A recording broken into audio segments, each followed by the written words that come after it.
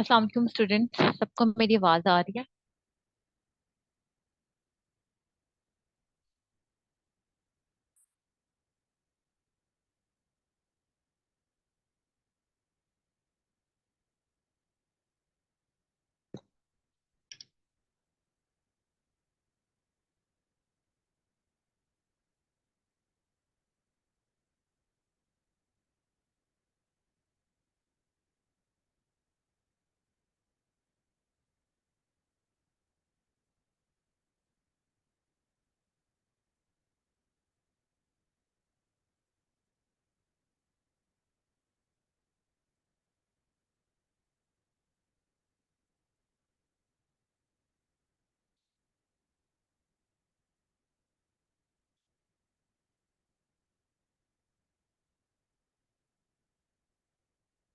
Kindly आप में से कोई एक रिप्लाई कर दिया करे ताकि मुझे पता चले आपको आवाज आ रही है कि नहीं आ रही।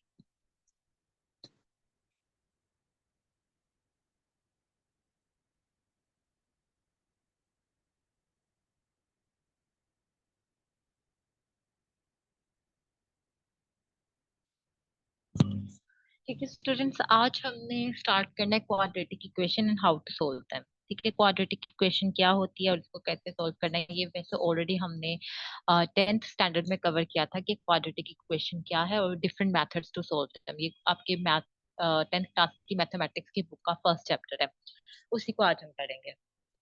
क्वाड्रेटिक इक्वेशन आपके पास ऐसी इक्वेशन होती है जिसके अंदर आपका जो वेरिएबल है उसके ऊपर सेकंड डिग्री का एक्सपोनेंट हो, उसे आप जो है क्वाड्रेटिक इक्वेशन बोलते हो। अब सबसे पहले तो आपको पता होना चाहिए कि क्वाड्रेटिक इक्वेशन नजर किस तरह की आती है और उसमें जो सी चीजें हैं उनका क्या क्या नाम है।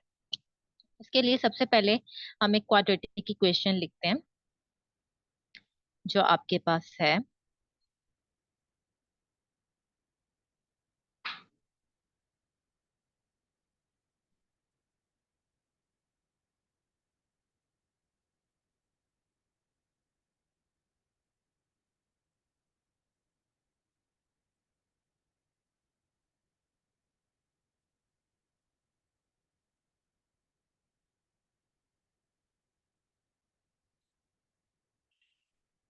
आपके पास क्वाड्रेटिक इक्वेशन कुछ इस तरह से नजर आती है।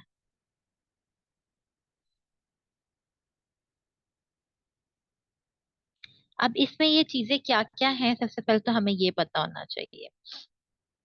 ये जो ए, बी और सी हैं, ये आपके पास डिजिट्स की फॉर्म में लिखे हुए आते हैं, ठीक है।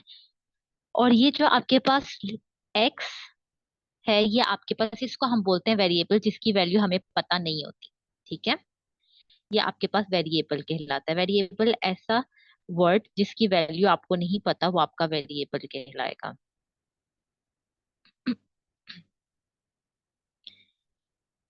ये आपके पास वेरिएबल है, ठीक है। अब इसके ऊपर जो है टू, इस वेरिएबल के ऊपर ये ये आपका है एक्सपोनेंट, मतलब जिसकी कोई ना कोई पावर होगी। अब यहाँ पे आप वेरिएबल देखो तो इसकी पावर है टू, और यहाँ पर जो सा वेरिएबल है इसकी पावर है हमारे पास वन, क्योंकि कुछ भी नहीं लिखा, ठीक है। तो ये हर जो वेरिएबल है उसकी कोई पावर होती है जो एक्सपोनेंट में लिखी जाती है। ये आपके पास हो गया। फिर आपके पास आ जाता है सी। ये सी जो आपके पास है ये कांस्टेंट है, ठीक है, क्योंकि इसके साथ किसी भी किस्म का वेरिएबल प्रेजेंट नहीं होता, तो इसे हम कांस्टेंट बोलते हैं। और अब जो से वेरिएबल के साथ आपके पास डिजिट्स लिखे होंगे, जैसे यहाँ पे एक्स स्क्वायर आपका वेरिएबल है, उसके साथ ए है, यहाँ पे कोई ना कोई डिजिट होगा। तो इस जब वेरिएबल के साथ जो डिजिट्स लिखे होंगे उन्हें हम कांस्टेंट, उन्हें हम कोएफिशिएंट बोलेंगे। ये आपको नाम इनके पता होना चाहिए, what is exponent, what is constant, what is variable and what is coefficient. ठीक है, क्लियर है यहाँ तक? किसी का कोई क्वेश्चन हो तो मुझसे पूछ लें।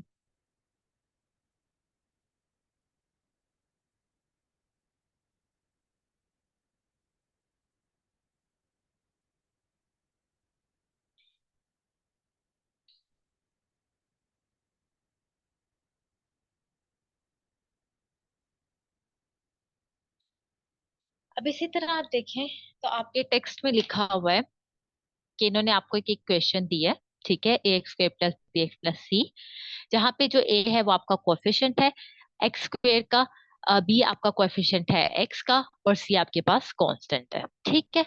ये आपके पास एक क्वाड्रेटिक इक्वेशन हो। क्वाड्रेटिक इक्वेशन ऐसी इक्वेशन को कहते हैं जिसके अंदर आपके पास वेरिएबल जिसकी पावर टू हो वो प्रेजेंट लाजमी हो। अगर तो आपके पास वेरिएबल की पावर टू प्रेजेंट नहीं है तो वो आपके पास क्वाड्रेटिक इक्वेशन नहीं होगी, ठीक है। समटाइम्स ये क्वाड्रेटिक इक्वेशन कुछ ऐसी भी हो सकती हैं जिनमें आपके पास सिंगल एक्स प्रेजेंट ना हो, जिसकी वैल्यू वन है, वो हो सकता है प्रेजेंट ना हो, लेकिन ये प्रेजेंट होना मस्ट है, ठीक है। फिर नेक्स्ट आपके पास आ जाता है कुछ मेथड्स जिनके जरिए से हम क्वाड्रेटिक इक्वेशन को सोल्व करते हैं। अब वो कौन कौन से मेथड्स हैं? हमारे पास दो मेथड्स हैं, तीन मेथड्स हैं बेसिकली, एक फैक्टराइजेशन, एक कंप्लीटिंग स्क्वायर, और तीसरा मेथड आपके पास है क्वाड्रेटिक फॉर्मूला के जरिए से, ठीक है। फैक्टराइजेशन का क्या मतलब होता है? फैक्टर्स के अंदर तोड़ देना। फैक्टर्स में जब आप अपनी इक्वेशन को तोड़ते हो तो उसको आप बोलते हो फैक्टराइजेशन, मतलब कि फैक्टर्स के अंदर, पार्ट्स के अंदर इक्वेशन को तोड़ देना। अब फैक्टराइजेशन करने के क्या तरीके होते हैं, ये इसकी हम एक एग्जांपल्स देखते हैं।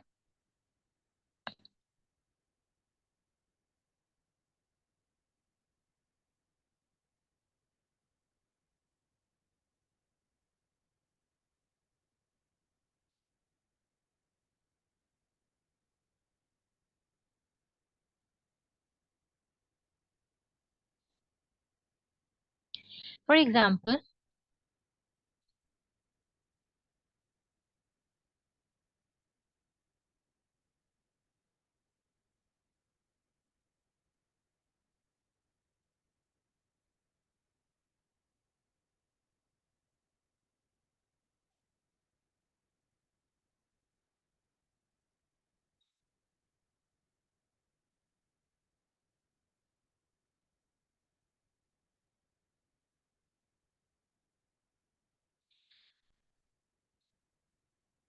हमारे पास एक इक्वेशन है जो आपके पास आएगी एज,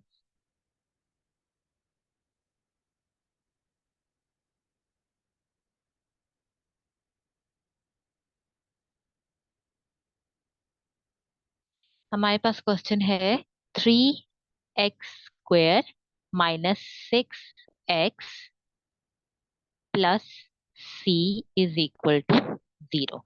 इसको हमने फैक्टराइज करना है, तो इसको हम अब किस तरह से फैक्टराइज करेंगे? इसको फैक्टराइज करने का तरीका ये है आपके पास कि आप इसका जो मिड फैक्टर है, बेसिकली इसको हमने फैक्टर्स में तोड़ना होता है। इसको हम इस तरह से फैक्टर्स के अंदर तोड़ते हैं कि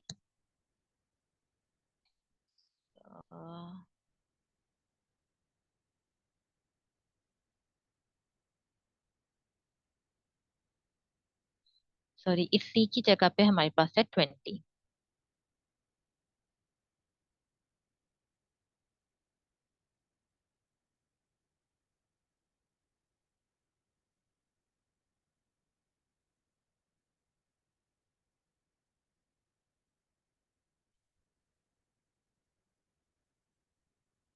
अब इसको हमने इस तरह से तोड़ना होता है कि जब हम इस 3 को इस 20 के साथ मल्टीप्लाई करें तो हमारे पास क्या आता है? 60, ठीक है। हमारे पास आ रहा है 60। तो अब हमने ये मिड वाले फैक्टर को इस तरह से ब्रेक डाउन करना है कि जब हम मल्टीप्लाई करें तो 60 आए, ठीक है। और जब हम प्लस करें तो हमारे पास 6 आंसर आए।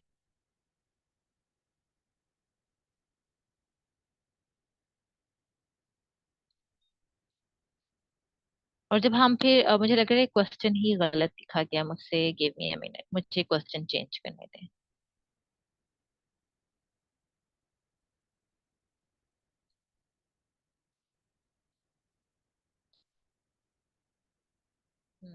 माइनस आना था उसमें क्योंकि वो सही बन ही नहीं रहा था।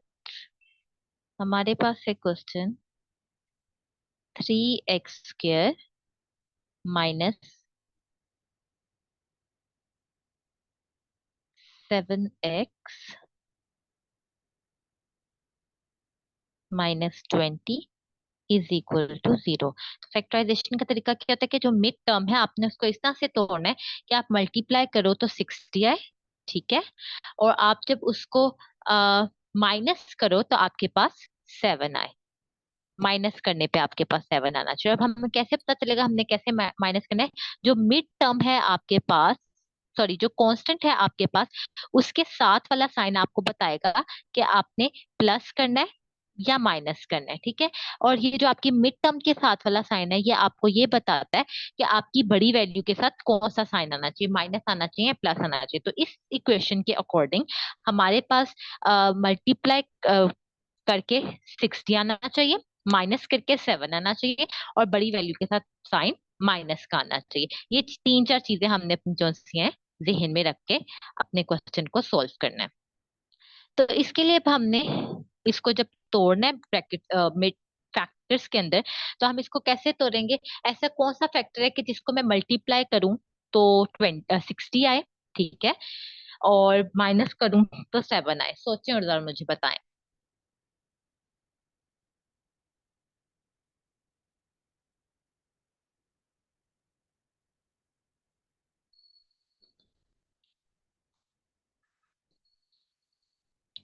3 को 1 के साथ आप मल्टीप्लाई करो तो आपके पास 60, तो आंसर नहीं आएगा। यस, 3 को 10 के साथ मल्टीप्लाई करो तो 60 आता है हमारे पास, ठीक है, और 10 में से 3 माइनस करो तो 7 आ जाता है। Excellent, very good. ठीक है, तो अब हम इसको फैक्टर्स में तोड़ेंगे। 3x² minus 10x plus 3x minus 20, ठीक है।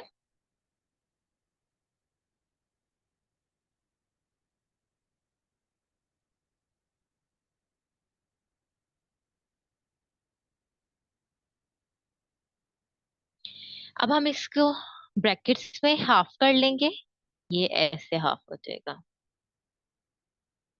+3x आएगा हमारे पास। अच्छा, अब मुझे ये बताएं, मैंने 10 के साथ जो है माइनस और 3 के साथ प्लस क्यों किया? इसका मुझे कोई आंसर दे। सॉरी, 10 को 3 के साथ मल्टीप्लाई करें तो 30, हाँ 60 नहीं आता है, तो ये वाला फैक्टर नहीं बनेगा। सॉरी सॉरी, फैक्टर कोई और बनेगा हमारा।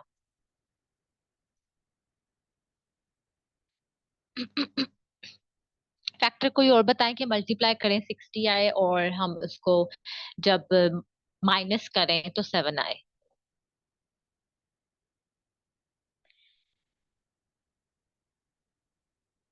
हमारे पास फैक्टर बनता है 12 5 12 को जब आप 5 के साथ मल्टीप्लाई करो तो आपके पास, हाँ 60 आएगा, और जब आप 12 में से 5 माइनस करो तो 7 आएगा। अब मुझे ये बताएं 12 के साथ माइनस और 5 के साथ प्लस क्यों लगाया मैंने?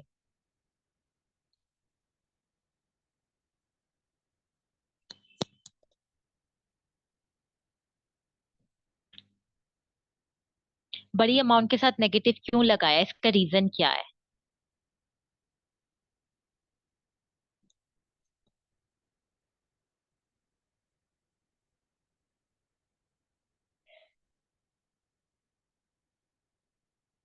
इसका रीजन ये है कि पहली बात कि मैंने ए के साथ माइनस, सेंटर वैल्यू का साइन जो होगा वो बड़ी के साथ लगेगा। वेरी नाइस, क्योंकि क्वेश्चन में एक्स वाली वैल्यू के साथ नेगेटिव है। हाँ जी, क्योंकि क्वेश्चन में एक्स वाली वैल्यू के साथ नेगेटिव है, इसलिए हमने बड़ी वैल्यू के साथ नेगेटिव लगाया, क्योंकि बड़ी वैल्यू के साथ जो साइन होगा वही हमारा एंडिंग में आएगा। वेरी नाइस बच्चे, ठीक है। और हमने इसको क्योंकि माइनस करना था, वो हमें कैसे पता चला? जो कांस्टेंट के साथ है, जो इसके साथ साइन है, उससे हमें पता चला कि हमारा, हमने प्लस करना है या माइनस करना है, तो इसलिए हमने प्लस माइनस, माइनस जो सा है plus, minus plus is equal to minus. ये आपने पढ़े होंगे कुछ फॉर्मूलाज के, plus plus is equal to plus, plus minus is equal to minus, और minus minus is equal to plus, और minus plus is equal to minus. तो उसके अकॉर्डिंग हमने माइनस करना है, बड़ी वैल्यू के साथ माइनस का साइन लगना चाहिए, तो माइनस प्लस करके हमने इसका निकाल लिया। हमने ये फैक्टर्स बना लिए। अब हम इसको जो सा है दो फैक्टर्स में डिवाइड हमने इसको ब्रेक डाउन कर लिया दो फैक्टर्स में, 3x² माइनस 12x और प्लस 5x माइनस 20। अब इसमें से हम कॉमन निकालेंगे। पहला फैक्टर जो सा हमारा है, ये वाला फैक्टर, इसमें से कॉमन क्या आएगा?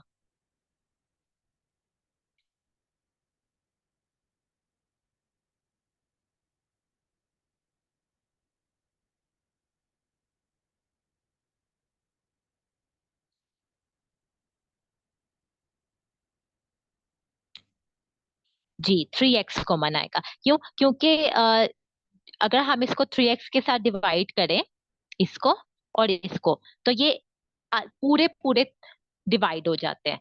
मतलब इसमें हमें कोई पॉइंट नहीं लगाना पड़ता। ये 3 इस 3 से कट हो गया, ये x इस x से कट हो गया और एक x हमारे पास बच गया। ये 3 इधर से कट हो गया, इधर 4 बच गया, ये x इधर से कट हो गया, तो इसलिए हम इसका ये वाला जो है वो निकालेंगे। तो हमारे पास इसका कॉमन निकलेगा 3x इज इक्वल टू, अंदर बच गया x माइनस 4। ठीक है। और इधर वाली वैल्यूज के साथ इधर वाले फैक्टर, इस वाले जो पार्ट है, इसमें से हमारे पास क्या कॉमन निकलेगा?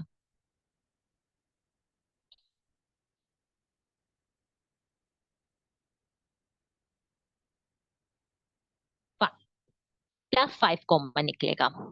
ठीक है, +5 कॉमन निकला, अंदर बच गया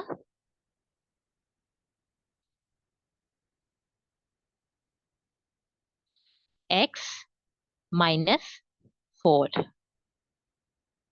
ठीक है। अब इस पूरी वैल्यू में से हम कॉमन निकालेंगे। इस पूरी वैल्यू में से कॉमन हमारे पास आ गया x माइनस 4, और अंदर हमारे पास बच गया 3x प्लस 5। यह हमारे पास सोल्व हमने कर लिए क्वाड्रेटिक इक्वेशन। अब यहां से हम मजीद x की वैल्यू निकालेंगे। ठीक है, हम x की वैल्यूज निकालेंगे इस फैक्टर में से भी और इस फैक्टर में से भी। तो x की वैल्यू हम कैसे निकालेंगे? इनमें से x की वैल्यू को निकालने का तरीका ये होता है कि जो आपके फैक्टर्स हैं, जीरो मेथड के जरिए से आप उनको जीरो के इक्वल करते हो। x minus 4 is equal to 0। ठीक है। And 3x plus 5 is equal to 0। यहां से हमने x की वैल्यू निकालनी है, तो आप x को इधर ही रहने दोगे। ठीक है, बाकी चीजों को आप इक्वल के दूसरे साइड, दूसरी तरफ ले जाओगे। तो यहां से आपके पास x की वैल्यू आ गई, x इज इक्वल टू 4। क्योंकि 4 के साथ साइन माइनस का है, तो जब वो उधर जाएगा प्लस हो जाएगा, क्योंकि ये रूल है नहीं बच्चे, -4 नहीं आएगा। -4 क्यों नहीं आएगा? क्योंकि आपने जब 4 को दूसरी साइन की तरफ, दूसरी तरफ लेके जाना है, तो माइनस कन्वर्ट हो जाएगा प्लस में, तभी हम उसको इक्वल की एक साइड से दूसरी साइड पर लेकर जा सकते हैं। तो x इज इक्वल टू 4, और दूसरी साइड पे हमारे पास आ जाएगा x इज इक्वल टू -5। ठीक है, -5 इधर चल गया, और 3 क्योंकि x के साथ मल्टीप्लाई हो रहा है, उधर जाके वो डिवाइड हो जाएगा। जब आप, ये बात हमेशा याद रखो कि जब आप जब लेकर जाते हो इक्वल की एक साइड से चीजों को उठा के दूसरी साइड पे लेके जाते हो, तो उनके जो ऑपरेशंस हैं वो चेंज हो जाते हैं। अगर एक तरफ प्लस में है, तो दूसरी तरफ जाके वो माइनस में हो जाएगा। एक तरफ अगर वो मल्टीप्लाई हो रहा है, तो उधर जाके डिवाइड हो जाएगा। इन चीजों को आपने याद रखना है। फिर जब आपने x की वैल्यू लिखनी है, वो आपने हमेशा सोल्यूशन सेट के अंदर लिखनी है। ये सोल्यूशन सेट आप बनाओगे, x is equal to -4 and x is equal to -5 divided by 3। ठीक है, यहाँ तक क्लियर है सबको? किसी का कोई क्वेश्चन है फैक्टराइजेशन में तो मुझे बता दें।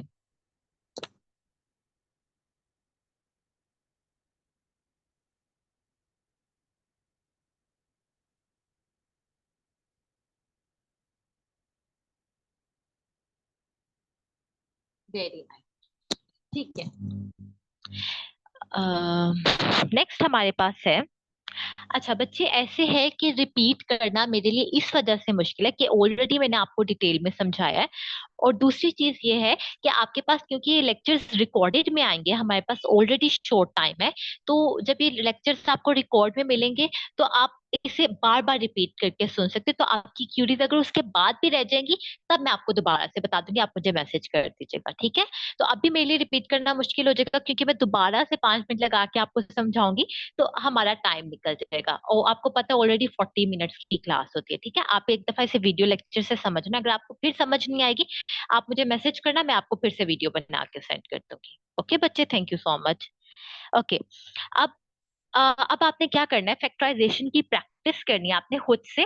और 10th क्लास की जो सी हमारी बुक है उसमें हमारे पास बहुत से क्वेश्चंस अवेलेबल हैं। तो आपने 1.1 में क्वेश्चंस अवेलेबल है, वहां से एक्सरसाइज की प्रैक्टिस करनी है, ठीक है। फैक्टराइजेशन वाले जो से क्वेश्चंस हैं उनकी। अगर कहीं पे आप स्टक होते हैं तो मुझे मैसेज कर दीजिएगा, तो मैं आपको फिर बता दूंगी कि उसका क्या आंसर होगा। लेकिन मैं आपको इससे पहले बता दूं कि मेरे एग्जाम्स चल रहे हैं, तो माइट बी पॉसिबल कि मैं शायद आपके क्वेश्चंस का क्विक रिस्पॉन्स ना दे सकूं। आप जो मुझसे मैसेज करें मैं शायद उसका रिस्पॉन्स ना दे सकूं, हो सकता है 1 दिन लग जाए, 1.5 दिन लग जाए, ठीक है। मुझे पता है अभी भी मुझे बहुत से बच्चों ने मैसेज किए हैं, मैं उनका रिप्लाई नहीं कर पा रही हूँ कल के लेक्चर से रिलेटेड, क्योंकि कल मेरा सुबह 10:30 बजे एग्जाम है। आप देखो कल संडे फिर भी मेरा एग्जाम है, तो इस वजह से मेरे लिए ना थोड़ा सा मैनेज करना थोड़ा सा मुश्किल है। लेकिन मैं आपका लेक्चर भी नहीं छोड़ सकती, क्योंकि मुझे पता है आपके भी आगे एग्जाम्स होने हैं और ये मेरी ड्यूटी है कि मैं आप लोगों का काम कंप्लीट करूं। तो मुझे बस इस चीज से थोड़ी सी लिवरेज दीजिएगा कि मैं अगर आपको क्विक रिस्पॉन्स ना कर सकूं तो आप थोड़ा सा सस्टेन रहिएगा। लेकिन मैं जैसे ही फ्री होंगी या मेरे पास जैसे ही थोड़ा सा फ्री टाइम आएगा, मैं आप लोगों की क्यूरीज का रिप्लाई कर दूंगी, ठीक है। Thank you so much. Next हमारा जो मेथड है वो मेथड है हमारा how to solve by quadratic equation, ठीक है। कंप्लीटिंग स्क्वायर सेकंड मेथड होता है, लेकिन उसको हम थोड़ा सा डिले करेंगे। वो इसलिए डिले करेंगे कि वो थोड़ा सा लंबा पड़ जाएगा। पहले हम क्वाड्रेटिक फॉर्मूला से करते हैं, फिर उसके बाद हम देखेंगे हमने कंप्लीटिंग स्क्वायर को कैसे करना है। ओके। क्वाड्रेटिक फॉर्मूला जो सा है वो आपके पास एक फॉर्मूला है जिसको आप लोगों ने याद रखना है, ठीक है। वो फॉर्मूला आपके पास क्या है, x is equal to minus B plus minus square root b² -4ac whole को डिवाइड करना है आपने 2a से, ठीक है। अब हमने समझना है b क्या है, c क्या है, a क्या है। फॉर एग्जाम्पल हमारे पास क्वाड्रेटिक इक्वेशन है ये जो अभी हमने किया है, ठीक है। यहाँ पे जो आपका जो कोएफिशिएंट स्क्वायर वाले वेरिएबल के साथ है, ठीक है, वो आपका होगा a। जो कोएफिशिएंट आपका लीनियर वेरिएबल के साथ है वो होगा आपके पास b। और जो आपका कांस्टेंट है वो होगा आपके पास c। तो आपको पता चल गया b क्या है, a क्या है, c क्या है, ठीक है। ये सारी चीजें आपको पता चल गई। अब जो भी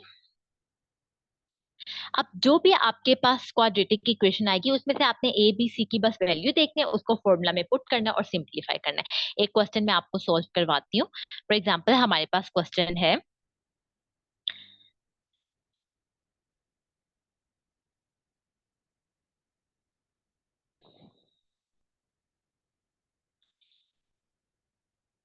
क्वेश्चन हमारे पास है 5x² -9x -2 is equal to 0।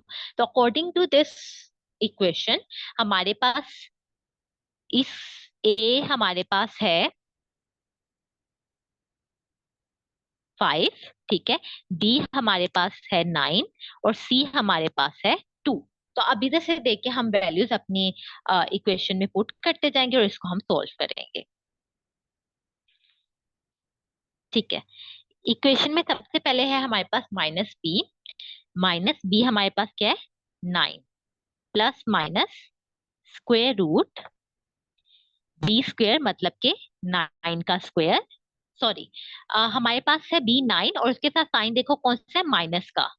तो यहाँ पे हमारे पास आएगा -9, हमारे पास b -9 साइन से इंक्लूडेड होंगे। तो -9 का स्क्वायर -4, a हमारे पास है 5 और c हमारे पास है -2, ठीक है, डिवाइडेड बाय 2। a हमारे पास है 5। यहाँ तक क्लियर है सबको? अगर कोई क्वेश्चन है तो मुझसे अभी पूछ ले।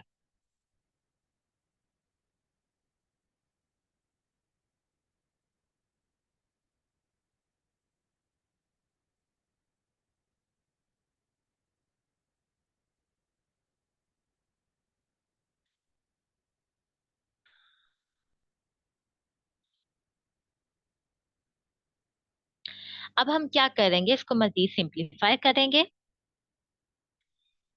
माइनस माइनस प्लस, ठीक है, तो याद देगा 9 प्लस माइनस 9 का square 81 minus 4 into 5 is equal to 20। 20 into 2 is equal to 22। Sorry, 20 into 2 is equal to 40। तो क्योंकि यहाँ पे माइनस भी है तो minus minus plus 40 divided by 2 5 द 10। क्लियर?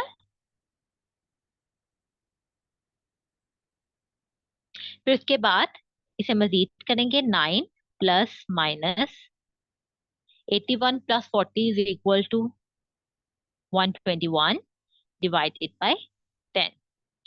देन 9 प्लस माइनस 21, देखिए किसका स्क्वायर रूट होता है परफेक्ट, 11 का, तो 11 डिवाइडेड बाय 10। ठीक है, तो ये हमारे पास x इज इक्वल टू इसके आ गया। इसके अकॉर्डिंग आप देखो तो आपके पास दो ही क्वेश्चंस बन रही हैं। एक है x is equal to 9 plus 11 divided by 10, और एक है आपके पास ये 11 है, और एक आपके पास है x is equal to 9 minus 11 over 10। क्योंकि प्लस माइनस लिखा है ना, प्लस माइनस का मतलब यही है कि एक दफा प्लस में एक दफा माइनस में। अब आप इसको सिंप्लीफाई करोगे तो आपके पास x और x की दो वैल्यूज आ जाएंगी। जैसे 9 प्लस 11 इज इक्वल टू 20, तो ये आ जाएगा आपके पास 20/10। ठीक है, और ये यहाँ पे 9 माइनस 11, ये आपके पास आ जाएगा -2/10। अच्छा, जगह खत्म हो गया हमारे पास, ये आ जाएगा -2/10। ठीक है, अब इसकी आप मजीद कटिंग करोगे तो ये आपके पास बन जाएगा 2। एक का आंसर आपके पास आ गया 2, और ये 1/5, तो एक का आंसर आ गया -1/5। सोल्यूशन सेट में लिखो तो आपके पास आंसर आया है 2 और -1/5। क्लियर है यहाँ तक? किसी का कोई क्वेश्चन है तो मुझसे पूछ ले।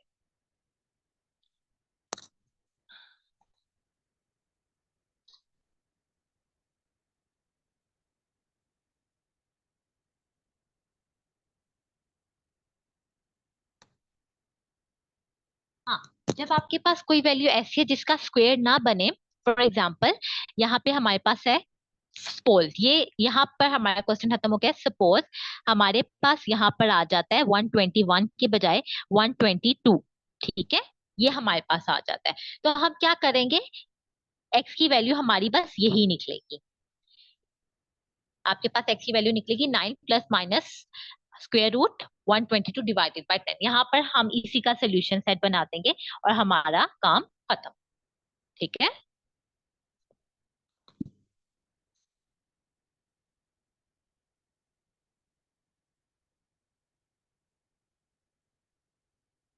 और किसी का कोई क्वेश्चन हो?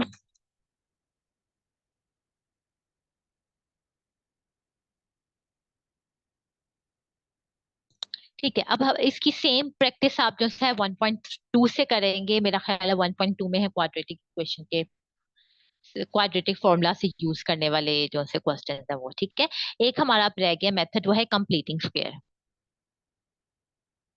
अब कंप्लीटिंग स्क्वायर का क्या मेथड होता है कि उसमें आपने स्क्वायर को कंप्लीट करना होता है। ये थोड़ा सा ट्रिकी है, वैसे हमारे पास 8 मिनट रह गए हैं, लेकिन मैं चाह रही हूँ कि मैं ये आपको कवर करवा ही दूँ।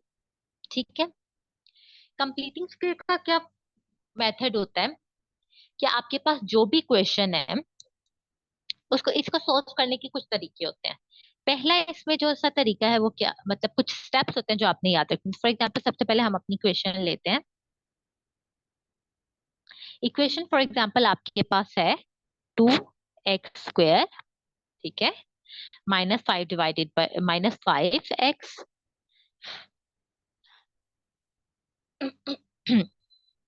-3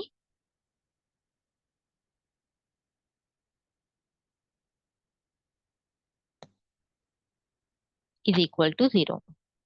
इसका पहला स्टेप क्या है कि फर्स्ट स्टेप में आपने रिमूव करना है जो भी आपका स्क्वायर वेरिएबल है, उसके साथ जो भी कोएफिशिएंट है उसको रिमूव करना है।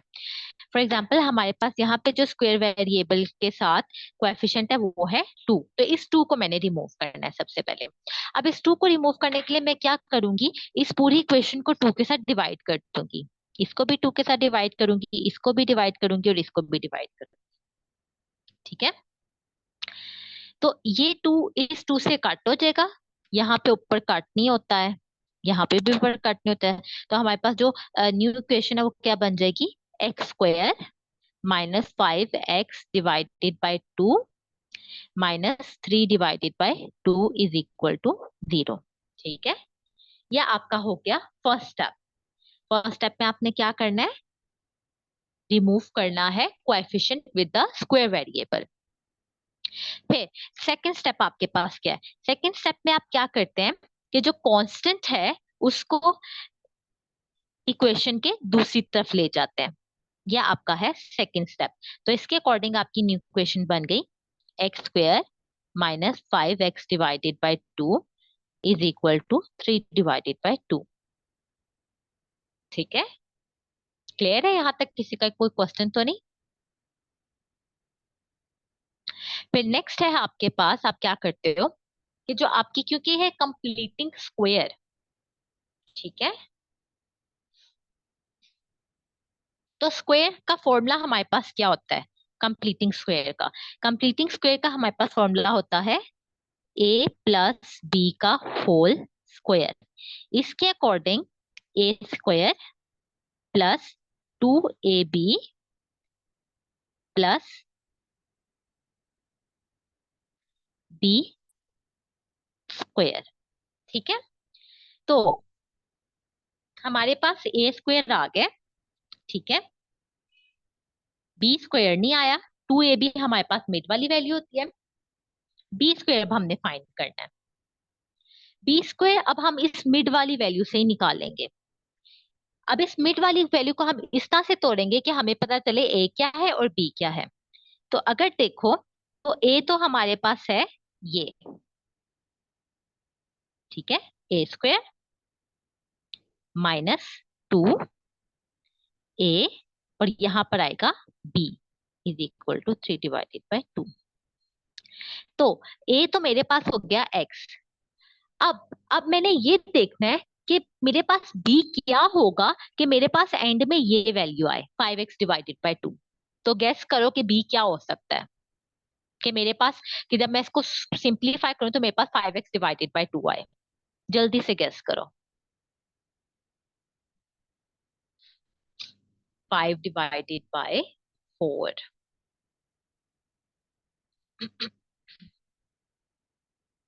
Yes, very nice, 5 divided by 4। तो हमारे पास b क्या है, 5 डिवाइडेड बाय 4। तो हम क्या करेंगे, क्योंकि हमारे पास b नहीं है तो हम b को ऐड कर देंगे, b का स्क्वायर हमें चाहिए, तो by adding 5 divided by 4 whole square on both sides. ठीक है, तो आपके पास बन जाएगी इक्वेशन एक्स स्क्वायर, ए का स्क्वायर माइनस 2a b और फिर प्लस b का स्क्वायर 5 डिवाइडेड बाय 4 का स्क्वायर। ठीक है, is equal to 3 divided by 2 plus 5 divided by 4 का होल स्क्वायर। इक्वल के दोनों तरफ डलेगा, लेकिन ना जब हम एक चीज डालते हैं तो वो दोनों साइड पे डलती है। ठीक है, इसको मजीद सिंप्लीफाई करेंगे तो यहाँ पे हमारे पास स्क्वायर का फॉर्मूला बंद हो जाएगा which is x minus 5 divided by 4 का whole square is equal to, यहाँ पे सिंप्लीफाई हो जाएगा 3 divided by 2 plus 25 divided by 16।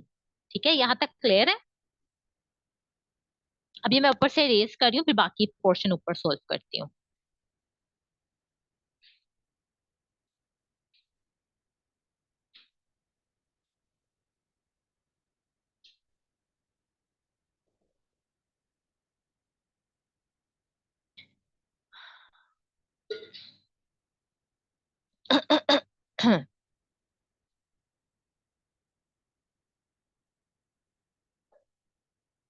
अब यहां से हमने सोल्व करना है जी। x माइनस 5 डिवाइडेड बाय 4 का whole square is equal to 3 divided by 2 plus 25 divided by 4, 16, sorry. ठीक है। अब यहाँ पे हम क्या करेंगे, स्क्वायर रूट लेंगे। स्क्वायर रूट लेंगे तो इसका स्क्वायर, सॉरी, एलसीएम लेंगे। इसका एलसीएम आएगा 16। 16 इसके नीचे है तो यहाँ पे तो 25 आ गया। 2 के टेबल में 16 आता है 4 पे, तो 4 थ्री जा, नहीं, 2 के टेबल में 16 आता है 8 पे, तो 8 थ्री जा 24। एलसीएम लेना आता है ना सबको। तो ये हमारे पास आ जाएगा 24 + 29 is equal 20, 20, 40, 40, 45, 49 divided by 16, x minus 5 divided by 4 का होल स्क्वायर। अब होल स्क्वायर खत्म करना है तो हम क्या करेंगे, दोनों साइड पे स्क्वायर रूट ले लेंगे।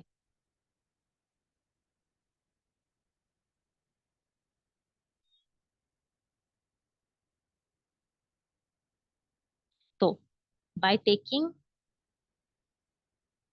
बाय टेकिंग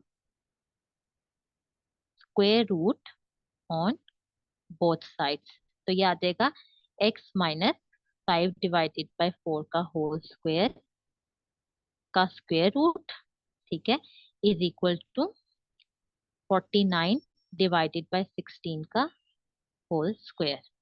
ये आ जाएगा x minus 5 divided by 4। 49 is का होल स्क्वायर का होता है 7 का, और ये होता है हमारे पास 4 का। ठीक है। प्लस माइनस आएगा, जब आप स्क्वायर रूट से खत्म करते हो तो दोनों साइड्स पे आपके पास प्लस माइनस लाजमी आता है। ठीक है। तो इसके अकॉर्डिंग हम, क्योंकि x की वैल्यू निकालनी है, तो इसको हम ले जाएंगे इस साइड पे, तो आ जाएगा x इज इक्वल टू